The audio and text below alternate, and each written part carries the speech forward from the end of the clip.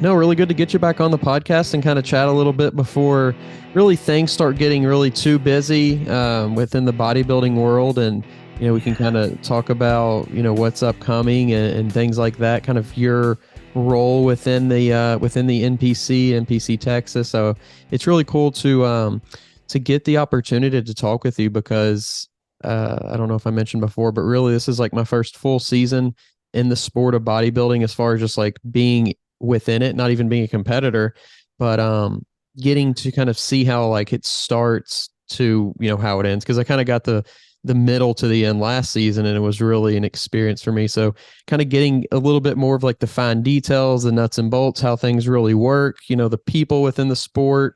I just attended the Arnold. It was my first one. It was really exciting. Oh, we'll have to talk about it. I know I want to hear all about your experience there.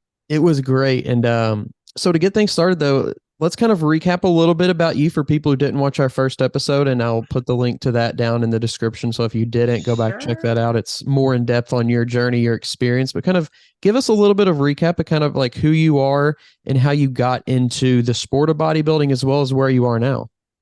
Yeah, sure. So bodybuilding wasn't something that I have a lot of colleagues that and friends that have. I mean, bodybuilding is something that they've dreamed about doing.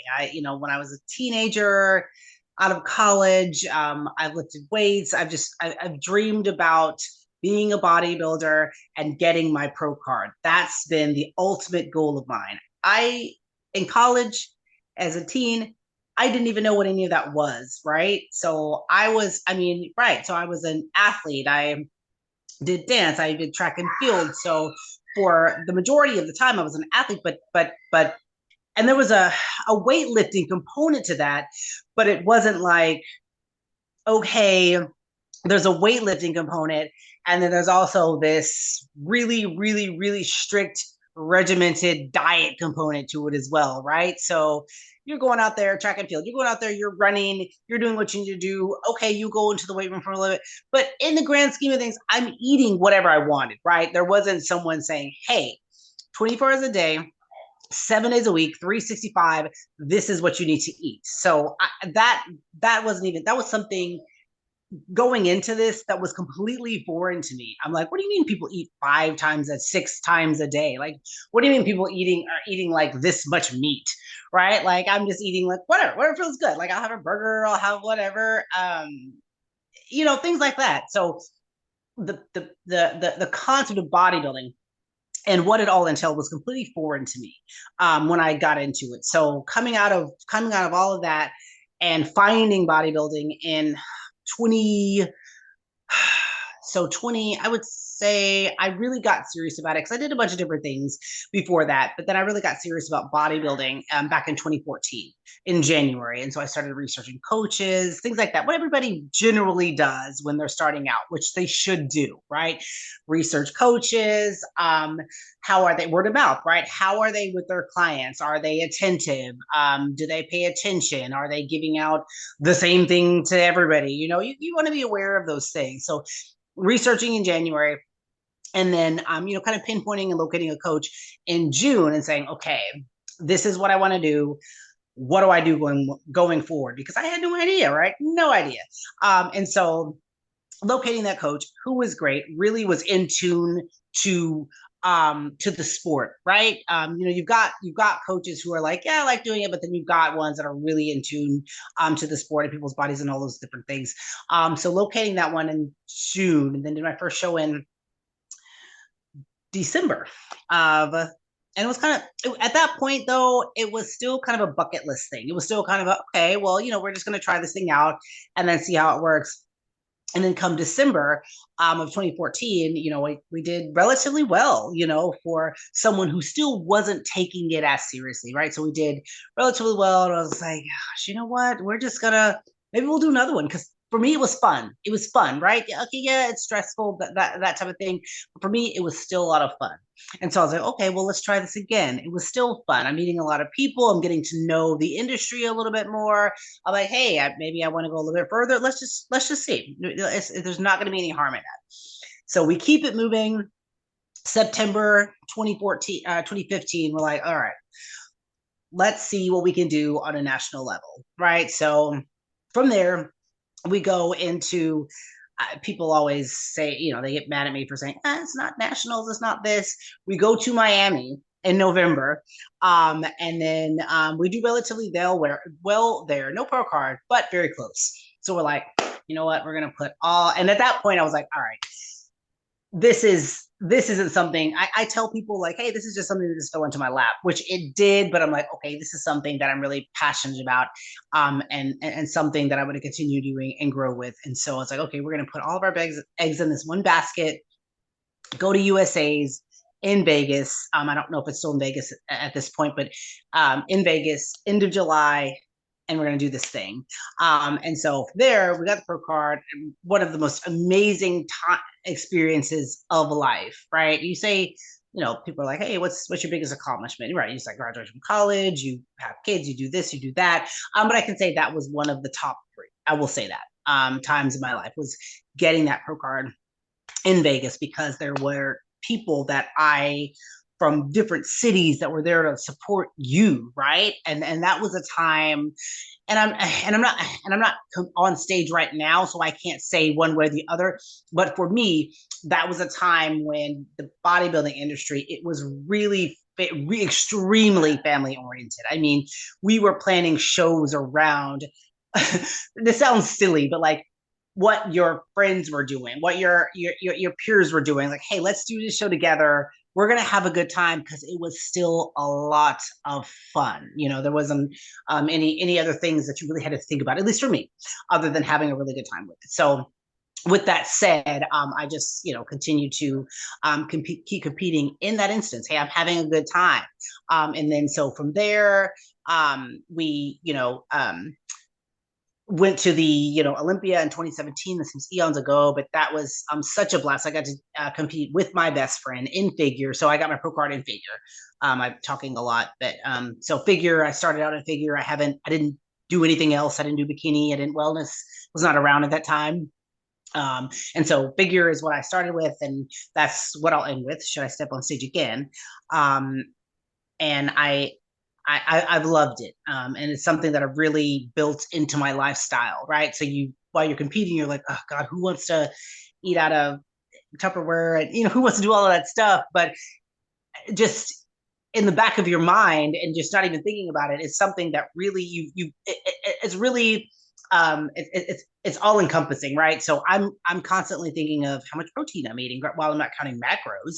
I'm like, okay, this is how much protein that I've had today. This is how much fat I've had today. This is how many, like, it's really interesting. Like you're like, it's the worst time of life, but it's something that really ingrains itself into what you do every single day. And for that, I'm super appreciative of it. So with that, I really, I had started volunteering to Expedite. So for the NPC in Texas. So I'm in Texas. And so I wanted to start really getting involved in the organization itself, not just on the competitive side, but behind the scenes. Because like I said, that was the time that was so fun for me. The amateur side was amazing. That's where I've built the friends that I have, and the foundation that I have from bodybuilding is when I was an amateur, not when I was a pro. So I really loved that aspect of it. So I started volunteering first. As an expediter. And so what expeditors do is when you're competing, you're backstage, you're on stage. Those are the assistants, if you will, that are really keeping you from being confused. They're making sure that when you're supposed to be on stage, what you need to do, when you need to be getting glazed. So they're making sure that you're not confused, that you really have all the tools you need to be successful in terms of getting on, like physically getting on stage, from when you're hanging out here to getting on stage. And so that was so much fun. So much fun. So as I did that for, I don't know, maybe about 2 years. Somebody's probably going to correct me if I'm wrong. People they'd love to correct me when I'm wrong. So maybe it was about 2 years ish, something like that. I received some feedback on the competitive side as a pro, that I was like, I'm not sure how I felt about it, but I was like, you know what, I want to make sure that all competitors feel like they're not being brushed off. They're a number one priority. This costs a lot of money to do. It's a very, very expensive hobby. So I wouldn't ever want someone to feel like, hey, I just spent thousands and thousands upon thousands of dollars on a suit, on food, on my protein, my supplementation, all those things, and then I get on stage, and when I ask for feedback, I want it to be relevant. I want it to be clear. I want it to be concise, and I want it to make sense. And so I wanted to make sure that all of the competitors, especially on the amateur level, they don't know. They're all new. They're brand new to this. And so I really wanted to make sure that I was one of the people that could make sure that I could convey, like, hey, this is what you need to do. And I want to make sure that they always felt like they were important, right? Like what they were doing mattered, because it does, right? So I started judging. I had to be pre-COVID. So so it had to be 2019. I moved to the judging side, and I absolutely love it. And as long as I'm able to do that, I will. If I'm like 100 years old doing it, I will absolutely do it. I love being just the energy at these shows. It's like no other. Like it's like you just went to the Arnold, right? Like the energy, the support, the excitement. I mean, there's really nothing like being at a bodybuilding competition, because it's like when you're sitting at that table, it's like someone told me it's like seeing a competitor up there. It's like a paint, like an artist painting, right? Instead of the artist painting like a picture or something, it's your body is the art. Like think about, like you can go into the gym and say, I need to do exactly this to get my body to be sculpted like this. And I think that is so amazing, right? And so whenever I can get in there and just see that, I think that is one of the most, because it's a discipline level, and that's really hard to do. So I probably talked way too much about this, but I can, and it gets me so excited. I've been doing this, gosh, like I said, since God, it's coming up on almost 10 years, and it's a journey that I don't see myself really getting off of anytime soon. You mentioned a passion for it, and it definitely it comes out that you are very passionate about it. And whenever you're talking about like enjoying those things that are like the hard things, right? Like you were mentioning, like who wants to eat out of a container, who wants to do this, who wants to do that. And it made me think about watching Pumping Iron like so many times throughout college, not even as a bodybuilder, but just someone who like really enjoyed the culture of that, and like kind of being more like hardcore about it, kind of being like, disciplined, things like that. And now that I'm, like I said, I'm still not a competitive bodybuilder, but now that I'm kind of more focused on like specifically eating that, and I get eating out of a container now, it's a big part of what I do each day. But it does, like, to so many people it would seem almost like, man, that looks like it sucks, but to me, and I think I kind of get it from the perspective of like not even necessarily seeing as like in the moment as this sucks, because I feel like I can look back on like Pumping Iron and see like, oh, these are the things that these guys did, these are the things that like got these people to where they were. And even though I might never be on the Olympia stage, like it translates for me to like, if I want to get to where I want to get to, you have to do these certain things. Sure. It brings this like meaning into every day and even like every meal. And I can feel like accomplished after I eat. And it's something silly and something funny that I do. And I didn't even realize that I really was doing it until I kind of got called out for it.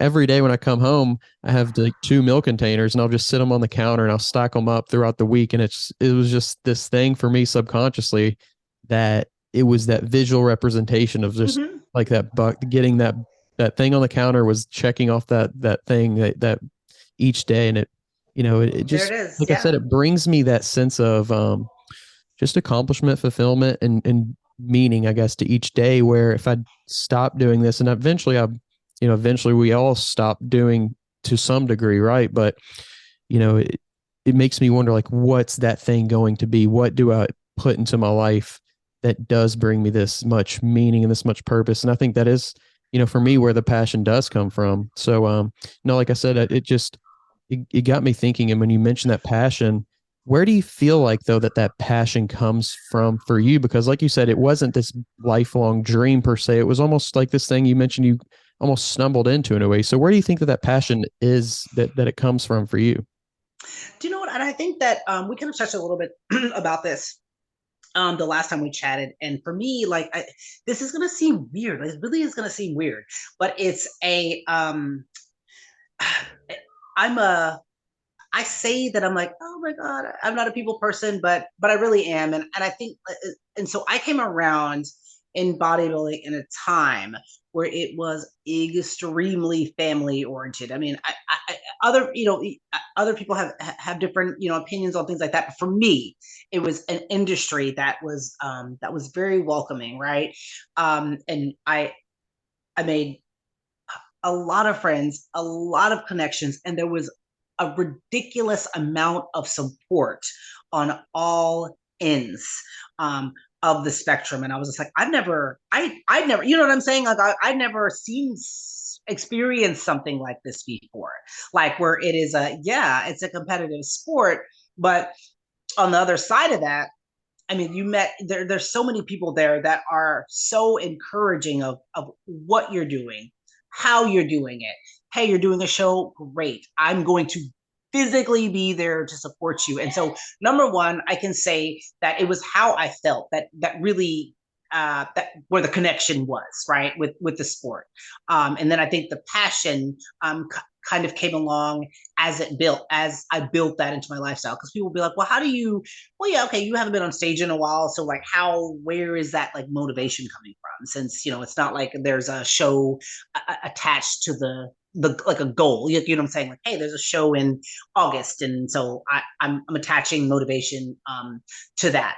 And I think the fact that I think it's just, yeah, like it's just built in. So whatever it is that you're doing, that in bodybuilding, you practice it in your life, like that it just stays. It's something that just stays. And I think that and then when you feel healthier, you feel better, you feel good. I think that's just something that just, and I'm trying to figure out how to say it.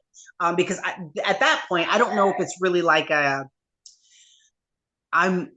you know what I'm saying? Because it's just how you want to live your life. So I think once you stop, since the stage has been a little bit behind me, I think once you stop attaching it, you know what I'm saying, to like, okay, this show or this event or this thing, it just becomes you, right? And so it stops being like, well, I'm motivated because I've got this going on, or I've got that going on, or I want to post on Instagram, or I want to do this or that. Like it really just becomes you. If it's something that you really desire to, like for your kids, right? So I've got 3 kids, right? And I'm they see that and it's like, this is great. I'm eating healthy. Mommy looks great. We look great. We're playing sports. We're doing these things. And so I think it is very much still a passion. So don't get me wrong with that. But I think it just really becomes just you, something that you do, something that you live, something that you breathe every single day of your life. And then you eventually just stop thinking about it, right? You stop thinking about like, oh my God, I'm so passionate about eating broccoli. Like, you know what I'm saying? Like, it just becomes like it becomes you. It becomes your life. It becomes what you do every day. And literally, I wake up every day in the morning. I like what I see. I like how I feel. I like what I'm doing. And that is pretty much it. Like that is just a lifestyle that I live, that I love. And I get to be around people that love that same theme. So like bodybuilding to me, the people, especially, I'm biased, right? NPC Texas is just the greatest, just the greatest. Like the judging panel, they are the best. Like I love them. I love being around them. I love being around the promoters, NPC Texas. So it's just a feeling that you get. It's a lifestyle that you love. You love the people, you love the lifestyle, you love everything about it. And then it just becomes you. And then I think I don't know. I don't know. It's just something that I'll never. I don't think I'll see myself like ever really like relinquishing any of those like responsibilities or what it is that I do every day really anytime soon. I think being around, like you're mentioning, people who are passionate and people who like are very, very much the same way that you are in the positive ways, it's such like an addiction. It makes you, Sure, it sure. makes you want to like elevate yourself and keep pushing yourself because like the people that you're around, it's very simple. Like if you're around people who are doing great things, then you're more likely to kind of follow the lead. If you're not, then A hundred you know, percent. it's really hard to continue to do the hard things if the people around you are not doing them or not, encouraging you to do those things. But you mentioned the feedback being a big part of, the reason that you wanted to get into judging and you wanted to give people like that experience that this is something that is for you. This is not just like, once again, I feel like fitness in general has this like cookie cutter approach sometimes. This is Sure. not that, this is what this is for you. Tell me a little bit because like I said, I'm not a competitor. What is that feedback experience? What is that typical feedback experience like? Of course. So there's a couple of different things you can do in terms of feedback, and this is specifically for Texas. I know that some states are different, so I can only really speak on NPC Texas. But typically how feedback works is they're provided with an email address on the website. After they're done, they're going to require a certain picture format, like, hey, maybe we need front, probably we need back. Um, at the very least, we're going to need a front and a back, right? So I'm going to say that's the route that most of the competitors are going to take. They're going to send their pictures into that email address and say, hey, this is what do you got? What do you guys recommend? And that's important because a lot of these competitors are going to they're wanting to go on to nationals. They want to go like, for me, like I said, I was like, oh, well, it's a bucket list thing. But for a lot of people, it's not, right? And so they're really, really, really relying on honest, honest, clear, concise feedback from the judges in order to kind of build on whatever package it is that they've brought and presented to the show that day. So they're going to send in pictures and then we're going to respond. So a lot of competitors actually now you can come up to us after any given show and say, hey, what do we got? What are we thinking? And a lot of competitors can and will do that, which is completely fine. And that's actually good because it's fresh in our minds, versus like when you send in your pictures, it's like, okay, I mean, we can gauge, right? Like what we think that you need to work on and how you can bring a better package next time. But a lot of them will come up, yeah, to the table after the show and say, hey, what are your thoughts? How can I improve? Right. So we're telling them how they can improve. And based on their division, we're going to give our recommendations. And a lot of competitors, they know. They're like, I knew that. I came in, kind of knowing that. Maybe it was just more of a confirmation type of thing. But the thing that I always, like I said, and I, can't speak for other judges, but I'm sure that they would say the same thing based on how long I've been judging with them. They they want to make sure that they're receiving feedback that makes sense. That's feedback that makes sense. That is critical. That is critical.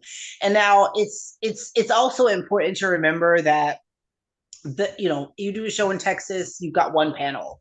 You do a show in Oklahoma, you've got a different panel. You do a show in Louisiana, you've got a different panel. So it could be different. We could say, hey, maybe you need to build on your lats a little bit. Maybe let's cap out the shoulders a little bit. You want to develop your hamstrings a little bit, but maybe they don't. Maybe another panel might think your hamstrings are completely fine, right? But the thing is so that could be the tricky part, and we're just going to be open and honest about that, because different panels, different head judges have different preferences, because bodybuilding, unlike track and field, I like basketball, you shoot a shot, you score 2 points, you score 3 points. You track and field, you cross the finish line first, you cross the finish line first, right? So it's a little bit different with bodybuilding, especially when you have so many different panels. And even within the panels in Texas. You know, if you do a show in San Antonio, you do a show in Houston, you do a show in Dallas. You know, you could have a different panel where the preferences could be different. So that could be a little bit tricky as well. But that's just. But then again, that goes with providing feedback that makes sense. So it shouldn't matter. It shouldn't matter. It's like I'm saying this is what it is, right? Versus anything else. So to answer your question, the process is we have lots of competitors that will come down to the table after the show and be like, hey, I value your feedback. Can you let me know what I need to improve on? Or they're emailing in and sending front back, and then we'll get with them within a couple of days and provide that feedback. And sometimes they'll ask questions, you know, about what we said. Maybe they'll want for clarification, things like that. But it's a pretty easy process. But I love it. Like I said, I just always want to make sure that they're getting the right information because they've got a goal. And you know, we're one of, you know, we're essentially there to make sure that they achieve that. And is that something that multiple people will take care of, or does that all come to one person? Like, how does the kind of multiple people will take care of that? I know that there's going to be some changes, but typically how we do it in Texas, I know it's all different. I always preface that because I know that different regions are have different policies and things like that. But yes, typically, yeah, we'll have so whoever's on the panel, so that feedback will be distributed upon the panel. And then we'll take a look at their pictures, and if we require more, we'll ask. But for the most part, they do a pretty good job of sending in the pictures. But yeah, so it's distributed among the panel from the promoter, and we'll distribute the feedback that way. Gotcha. And you mentioned that they can come up to you during the show or like, you know, post show. I assume that would be kind of like more all encompassing. Like you said, you have more kind of like a memory of what just happened. You can maybe tell them more about their posing. You can tell them about, you know, specific stage presence or whatever that might be. It would be interesting though to see some sort of something with like how you could almost do that too post show. Would be I don't know what that would look like, but it would be kind of interesting to I don't know if that's something that anyone's thought about or have in the works or anything, but I think it would be kind of cool to, you know, for bigger shows, because everybody can't come up necessarily maybe, or whatever the situation may be, to get the same kind of quality feedback that somebody coming to a show would get. Oh, you mean like after the show is like Saturday's come and gone, and you're saying, hey, how can someone approach a judge somehow, whether it be it virtually or in person, to get that feedback outside of just the pictures? Right. Yeah. I don't know what that would look like. If it would be almost like a video of the whole show and you can break down. I don't know what that would be, but it would. I don't know if there's something out there that and you know what, that actually makes sense, because you know a lot of the times with the pictures that we get, because we're basing this feedback or the placings off of what we have in front of us on stage, right? Because it could be different. It's different each show, right? So what the judges have to work with is this is what's presented to us, and this is how we're going to place the people. So if we're getting a single picture, maybe, you know what I'm saying, maybe, you know, it would be clearer if there was that, like, hey, okay, we've got all 7 competitors up here, and so I'm going to tell you exactly why out of this lineup, or your feedback out of this lineup, what you need to work on. So no, I definitely agree with you. I definitely agree that would definitely make it a little easier versus a single front and back photo. And as a judge, you mentioned like it's really like this art form, right? You know, you're getting up there, you're sculpting your body, and then you're even like putting this in a weird way, like a layer of a coating on you to make yourself look, you know, even more impressive in a way. And then you're contorting your body during posing to like make different things look different ways. Does it feel like that you're almost like an art critic at that point, like that you're, you know, that you really have to like find the fine details and like have this different eye for things.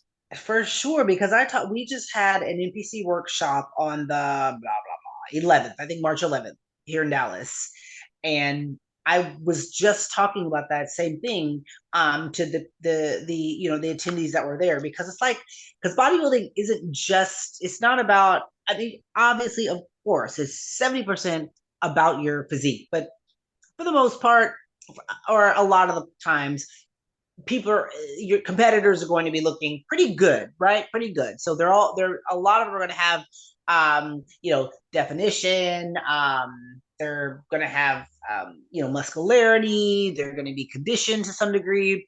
So it's got to be, like you said, it's all encompassing. So it's not just that. It's got to be right. You're posing, because you can really mess up a perfect package with awful posing, and we've seen it happen time and time and time again. And it's like, we can't even, sometimes it's like, it's hard, very hard, very difficult to focus on this beautiful physique that you have with posing that you just, and you can tell who, you know, who's practiced, who hasn't practiced to some degree.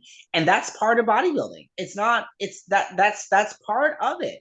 It's actually, that's, I would say 50% of it is your posing, right? Because if you have a great physique and you can't present it properly, then what are we really doing here, right? So it's everything. It's the, you're assessing it all.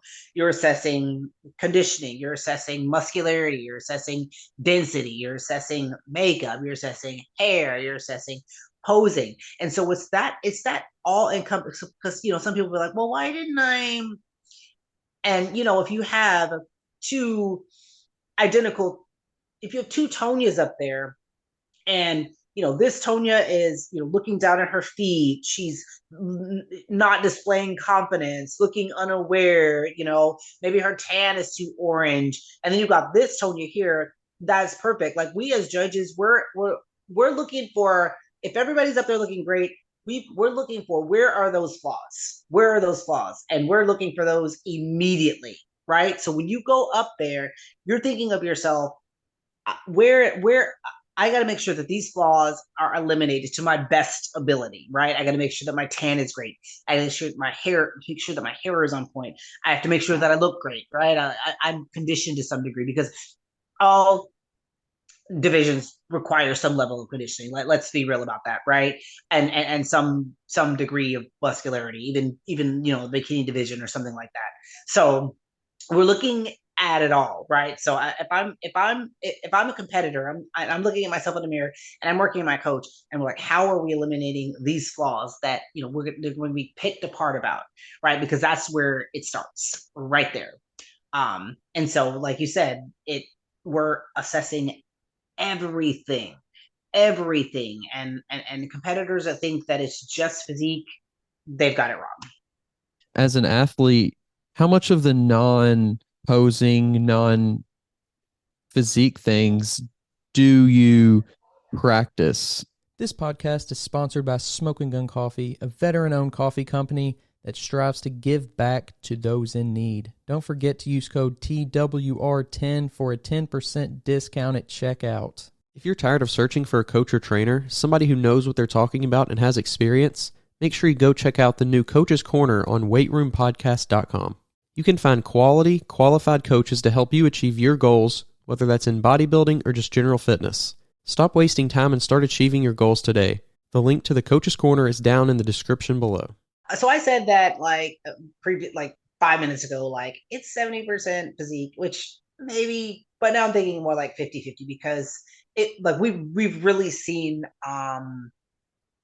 fantastic physiques place out of the top 5 because of a tan, because of something that didn't complement their physique. And those are the things that you've got to pay attention to, that I think that some don't. They're like, I could just go lift heavy iron and not pay attention to everything else. Like, this is it's like I always say it's like a beauty pageant, but for people with muscles. But it is, right? Because this is you want the entire package. You want the look.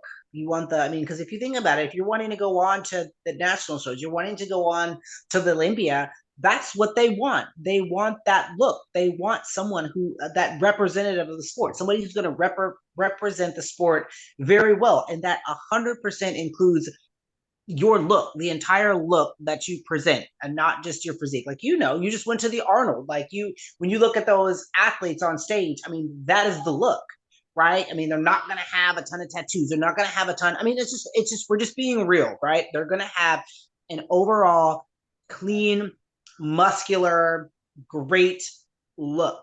And it starts at the amateur level, right? So we're looking for that, right? We're looking for that. And it makes sense, because if that's where you're wanting to go, that's what's on stage. And but you'd be really hard pressed to disagree with that. So it's just a lot that goes into all things bodybuilding. So I would say physique, 50%, and everything else, like, yeah, your tan, your hair, your suit, your makeup, your all of those things.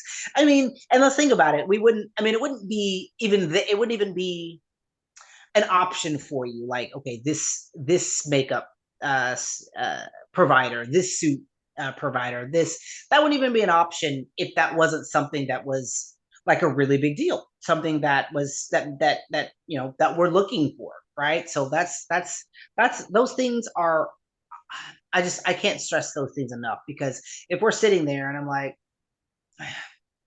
God, she looks great, but I really don't like that makeup. And those things happen because we're looking for the entire bodybuilding package. We're looking for like clean, I say feminine, masculine. We're just looking for clean looks. And there's nothing like when you can just really just sit there and be like, wow, that person has a suit that really complements their skin. Their posing is flawless. Their hair is very, very well put together. Their makeup matches their skin. And you went to the Arnold, and that's where you see that, right? You see all of those well put together packages that you just really can't take your eyes off of. And that's what we like at the amateur level as well, not just there. It's all the same, right? And so it's really, really important that, I mean, and not that I'm talking about pros here, but if that's your goal, it's really beneficial for all competitors. Just really, really, really, really take the time and effort to just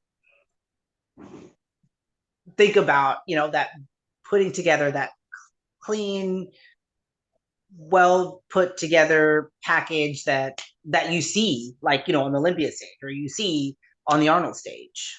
Right.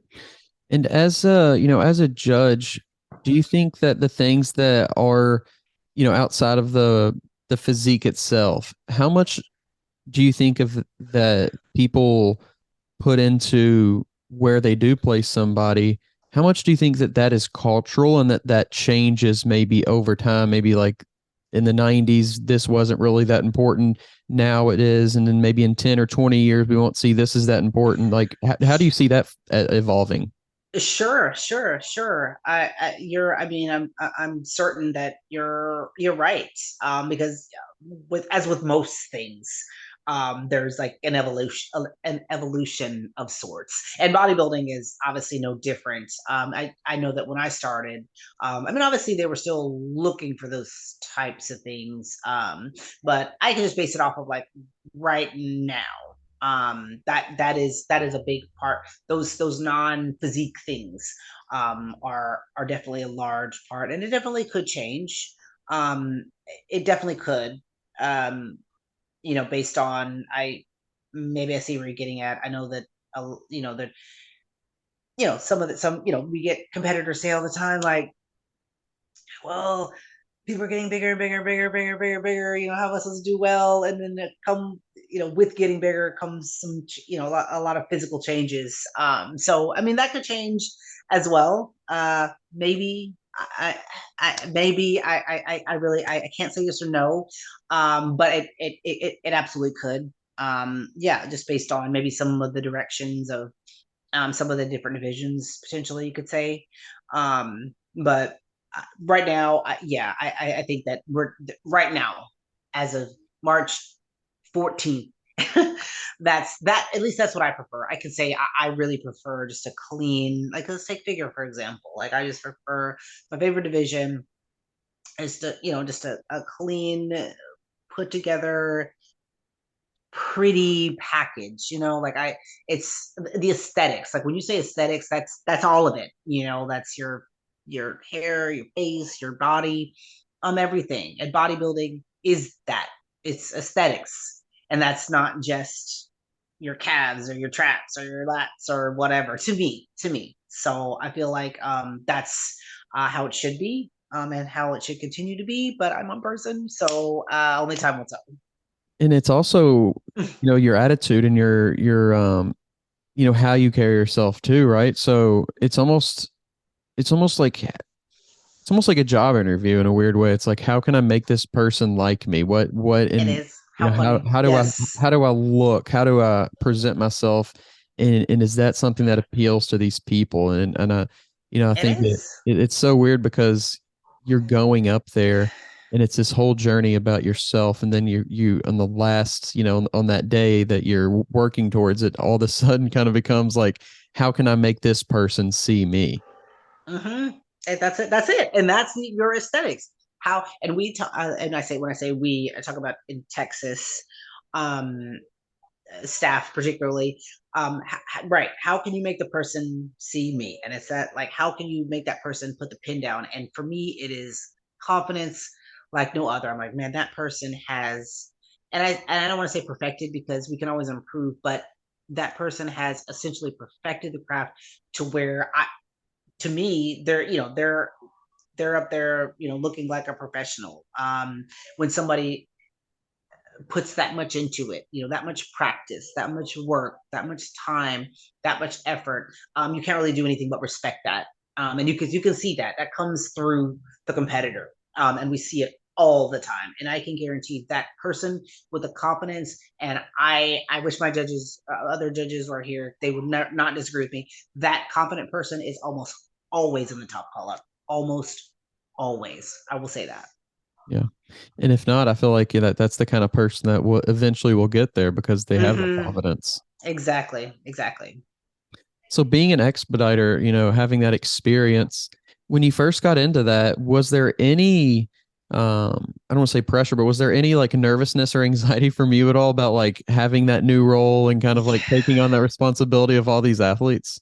I was like, oh my God, there's so many people there, because when I started expediting, that was back in had the year 2015, end of 2015. And that's when the shows, there wasn't as many shows, right? So there, now in Texas, there's lots and lots of shows. There's, gosh, just a few a month, right? So it's like this Saturday and that Saturday and this. So back then it was like, where now is there might be like, I don't know, 24, 30 shows. But back then there might have been 10, 12 total, right? So these shows were huge. I mean, gosh, Phil Heath had like 1,200 one year. This is an amateur level, not a national show, right? So they would have 800, not like the shows would be, they were very overwhelming, to say the least, and overwhelming to the competitors, right? To, expediting staff, in a sense. And so to answer your question, yes, because there were so many competitors and I was just starting out, this was all new to me. I don't want to say I had no idea what was going on because I had competed before that, but from a staff perspective, I didn't know what was going on. So it was just like trying to learn at these really big shows, all at the same time, was definitely like anxiety inducing, to say the least. But then once you took on, I wouldn't say a show or two because it took me way longer than that. It took a while to really get comfortable with like what you were doing, confidence in what you're saying. Like, is this right? Are they even? Is this where they're supposed to go? That type of thing. But again, like I said, the Texas staff, second to none, family oriented. I mean, they made sure those shows are run like well-oiled machines. They make sure that everybody's on top of everything. It was really great. It was really it was a really great experience. We have a head expeditor now.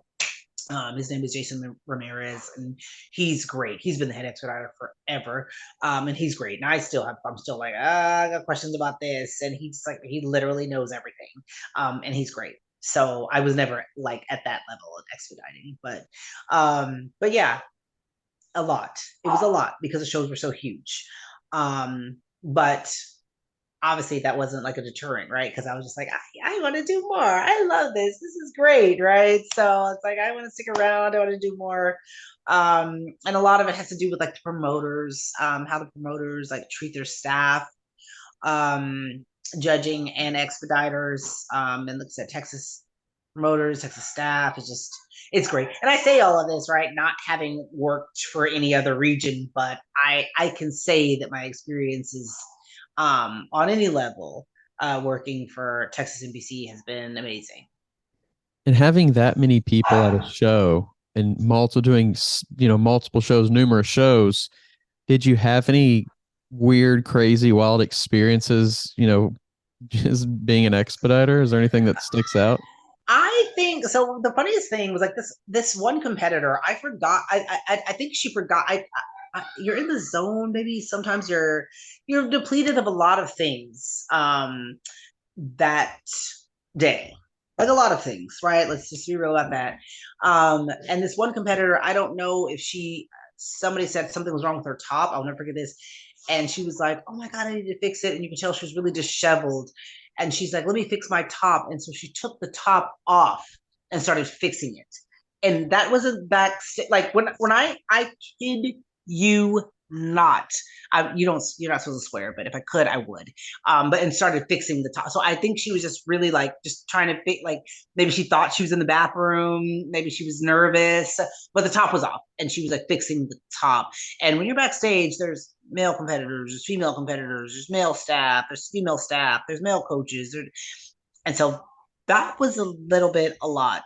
And I was trying not to laugh, but I can understand that you're overwhelmed. There's a lot going on. There's a lot of people saying a lot of different things in your ear, a lot of different directions and things that you've got to pay attention to. But that was probably one of the funniest things I've ever seen in my life. Did she like come back to it and like, what am I doing? Or was it just like the whole thing was zombie mode? Zombie mode. I guess another competitor came and was like, putting her, I was like, okay, let's put this on. So it wasn't very long. I don't know. It might've been about 10 seconds before people were like, this just happened. And I was like, oh, weird. That was weird. But I was like, okay. In the same breath, I could kind of understand because you're deprived, you're depleted. There's a lot going on backstage, and especially when there's a lot of people calling out numbers, calling things, saying this is where you need to be. So, and you're frantic, right? You're about to go. So she was probably just like, I need to get this fixed. So that was, like I said, that's one of the funniest things I've ever seen. I was like, oh my God. So I don't even think it was her friend. I think it was just another competitor that was like, okay, let's put this on, and so that we're not. and the men were like, wow, no, that's crazy. But in terms of like, but the competitors are all very, like I said, they're all very sweet. It's exciting for them. A lot of them, it's their first time, never done this before, so they really just have no idea, and they're really just relying on you. Like, what do I do here? Where do I need to be? And then the frustrating thing is, competitors, they leave. We say, hey, be here at a certain time, and they leave, and the worst thing that happens is that you miss your going on stage, right? And at that point, there's nothing that you can do. So that's why, we always tell competitors like, hey, once you get there, there's no reason you should be leaving. When I say there's no reason you should be leaving, there's no reason you should be leaving. Like, not to go meet your mom in the parking lot, not to, like, everybody should know this is show day and this is a priority. So I'm not coming to get you. I'm not going to go leave to go back to my hotel to go get something. I'm not, because I can say of however many shows that I've judged, someone has missed going on stage and the ability to be judged and the ability to win or qualify for a national show at least 10 times.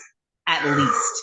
And there is nothing that you can do about it. Not a single thing. And so that's why it's like, be responsible. Hey, this is, you know, that this is a big deal. You know that you've trained for weeks and months and months and months for this. There's nothing that you should be doing to jeopardize your ability to reach a goal that you potentially set for yourself. So that's why it is very important that, you know, once a competitor is there and backstage, I mean, to the best of their ability, do not leave. There should be no reason that we're leaving on show day, right? If your hair, your makeup, that all needs to be planned accordingly. To us, that's not an excuse. It's not an excuse like, my this ran late, my that ran late. Like, I've never missed anything. And I think that's where that comes into play. Like, I have never missed a time where I was supposed to be on stage, when I was supposed to be lined up in my lifetime.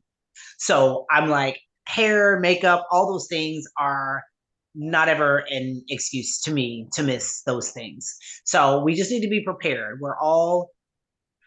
A lot of us, there's teens, but a lot of us are over the age of 21. And so we know we're responsible. We know that this is what I need to be here. This is what's going on, right? Around this time is when I'm going, but I know that I need to be here. And I know that this is a commitment. And this is how I need to follow this commitment. So that's probably one of the most important things that competitors need to remember, because it happens so often.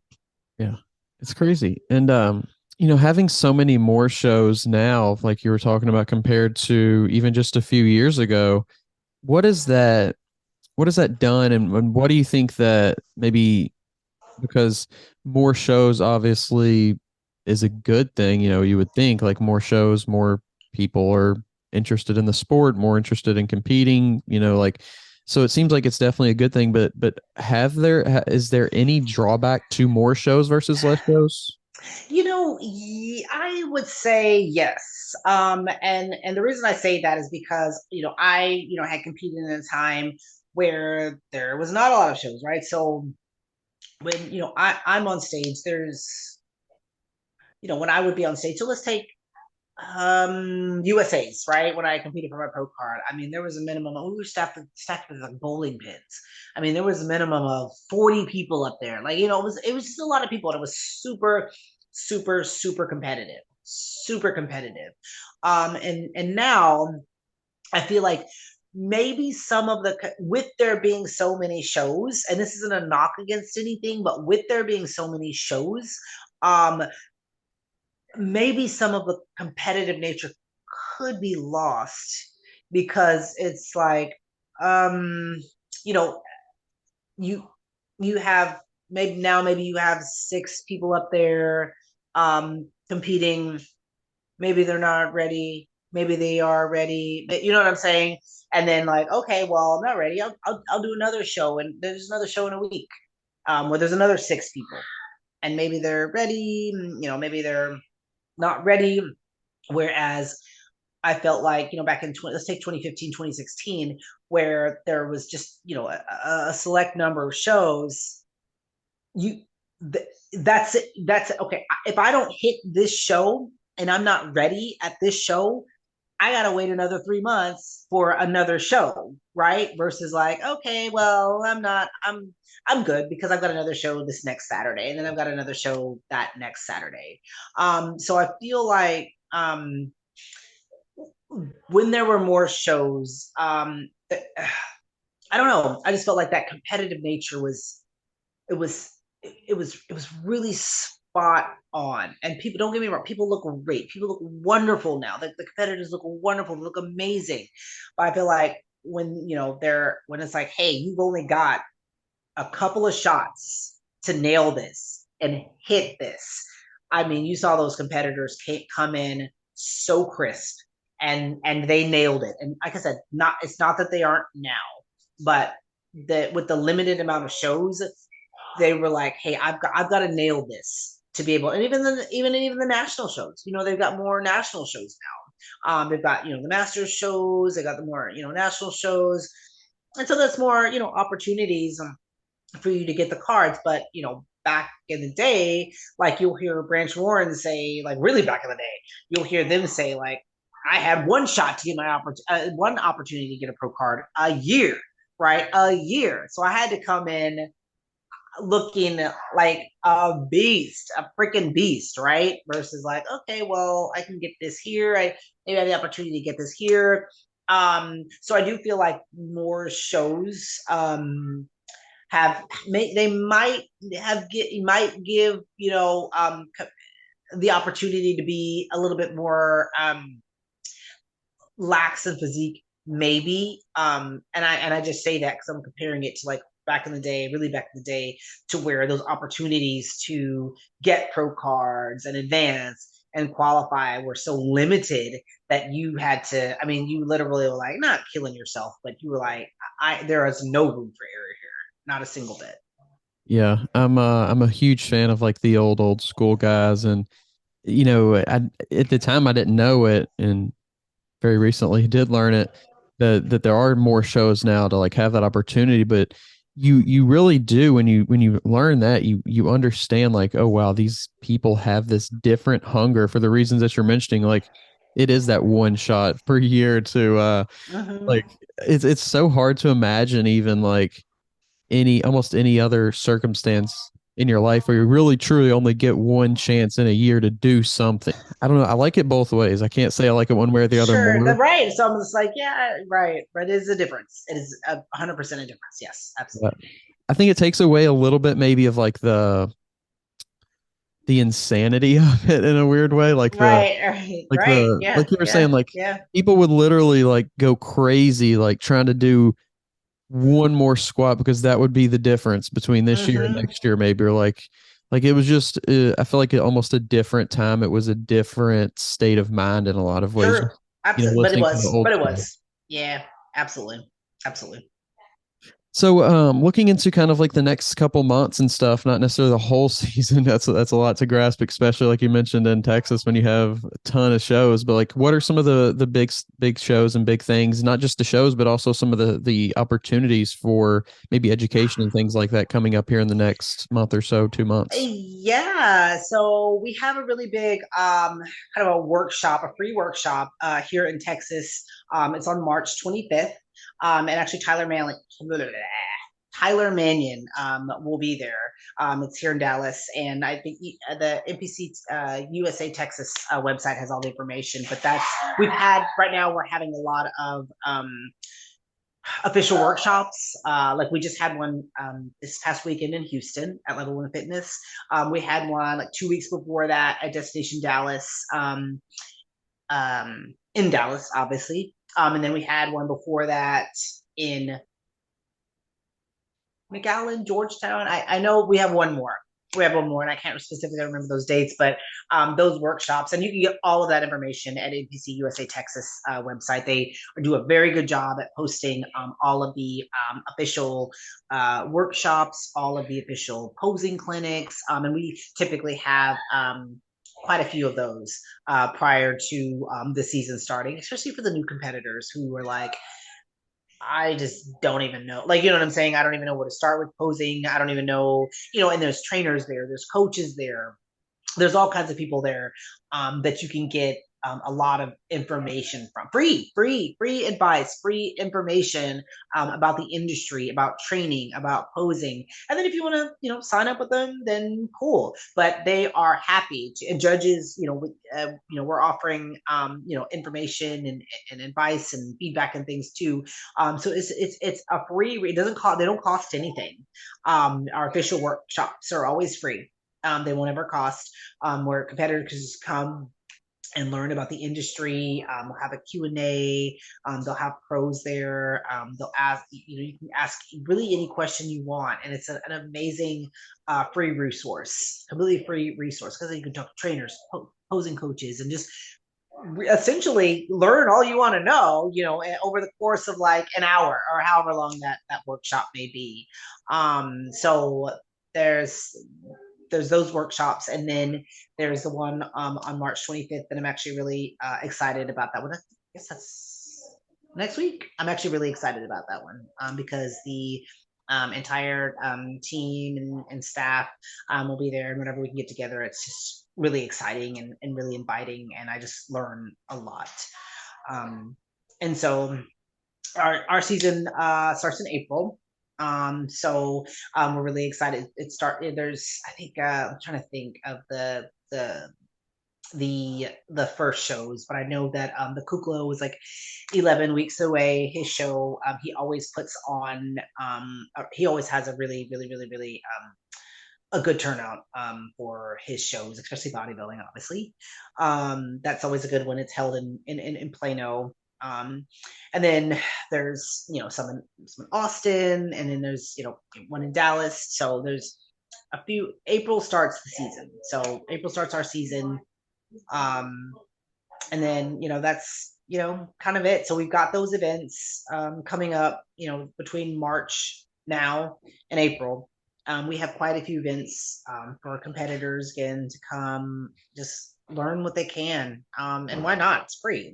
If I don't have to pay if I can get free information from industry experts, I'm doing that. And then our website, of course, NPC Texas USA.com. Yes. That's going to have the complete schedule of all the shows, where they are, the dates. Some of them might say like TBD, as promoters are still kind of trying to determine what venue, things like that. So that's going to be all inclusive of the information. And so the best place to stay up to date on all of the information is at NPC Texas USA Instagram page. Gotcha. Yeah. A lot going on for sure. If more people out there are willing to share with the upcoming people that are, coming next in the sport or just in life, with fitness in general, health in general, then I think, it's a better path. It's a better track to, help people. So absolutely. And people remember that type of thing, right? They're like, oh my God, hey, I remember this person was very helpful to me, as a resource at this event or that event. And, whatever comes out of that, I don't know, but I know I remember that. I remember, when I received some free piece of information that somebody didn't even have to provide for me, provide to me.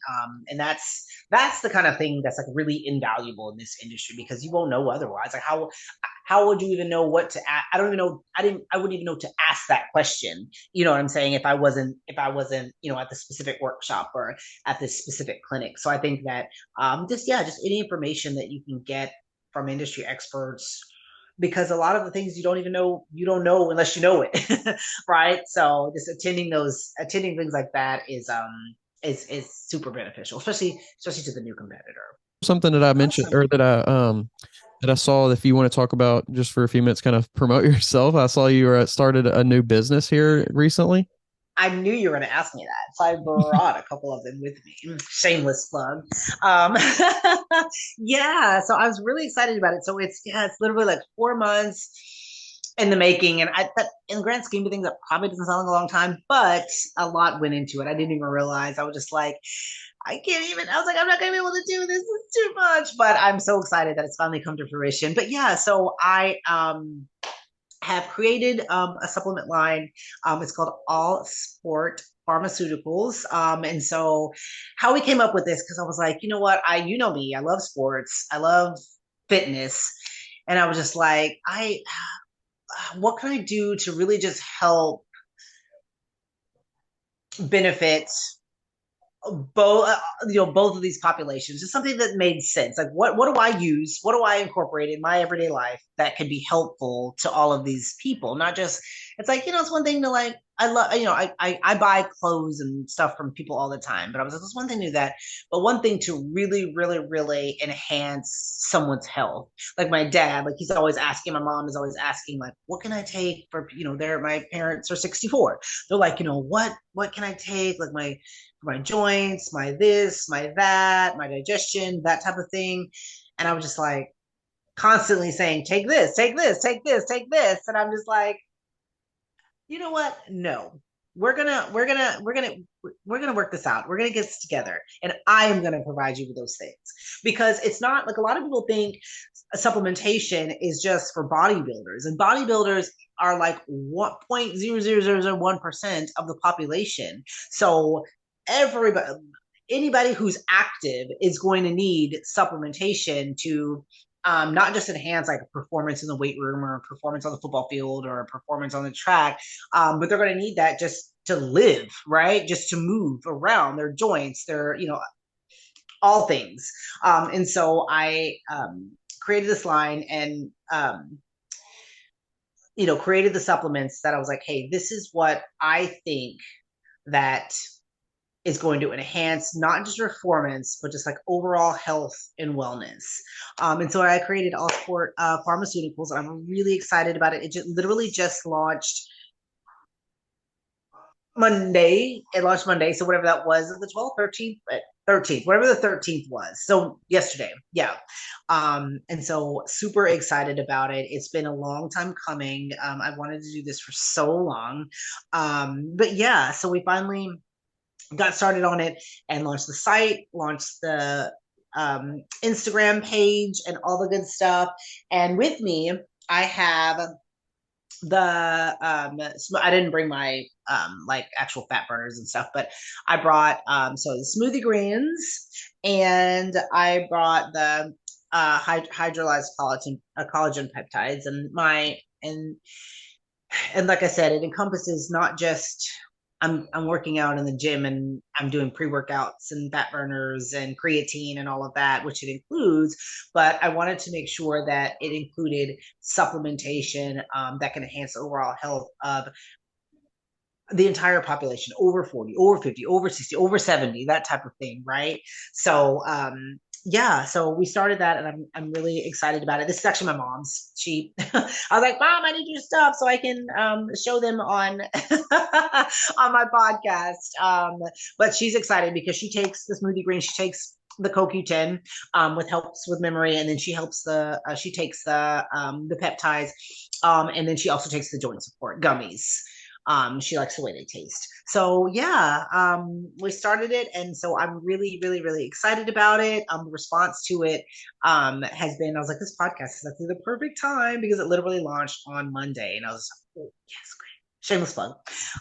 So yeah, you can find us literally on Instagram. We're on Facebook. We've got the website, so everything literally is at allsportpharmaceuticals.com. So yeah, you can find all of our products there, and then you can follow me or ask me questions at Tonya _ Andrea. Some people think it's just one underscore, but it's two underscores. Andrea. So yeah, definitely happy to answer any questions about it. And yeah, happy to see how everyone responds, and excited to have everyone try it. Awesome. Well, very, very exciting times for sure. I'm sure very hectic and trying to get your name out there, trying to keep pushing it. And, with supplements, it feels like everybody's trying to like find the best one, right? It's like, oh, is this the best one? Is that the best one? And I think everybody has something special about their supplement, but it is interesting, like what different people offer, and like, oh, I offer this because I feel like that's what I needed, or I feel like this is what maybe is missing, or stuff like that. And so the thing about All Sport is because what I've found is a lot of the people that I've come across, and maybe my audience, is they're not everybody's a bodybuilder. So people think that because I'm a bodybuilder, like that's all you know what I mean? I'm just promoting this like supplements for bodybuilders, and a lot of things that I would take as a bodybuilder would be like high stim, my fat burner, my pre-workout, and not everyone wants that. Like not everyone wants I'm scratching my face off. I've got a really, really, I'm taking this really high stim supplement, especially not the older population. They're not, maybe that's not something maybe that's not something they prefer. And so what I pride myself on with All Sport is that you're getting that same effect, but it's not I'm going to claw my eyebrows off, or I'm going to scratch my hair out, that type of thing. But it is, I guarantee it is still just as effective without maybe some of the side effects or symptoms that maybe some of the supplements might offer. Gotcha. Yeah, really cool. And like I said, very exciting times, I'm sure. And I'm really looking forward to kind of seeing how that thing grows and watching it grow. And just best of luck with that. Thank you so much. I appreciate being on here and being able to talk about it. I appreciate it. Yeah, thank you for coming on. And Yes. once again, like I feel like we have so many avenues that we could go down and talk about things, and I definitely would love to have you back on again, and As just always, yes. continue the conversation. For sure. Absolutely. I'll put all those links and stuff that you were talking about down in the description, all the information, so people can find it. Awesome. Nope, sounds perfect. I'll be looking forward to it.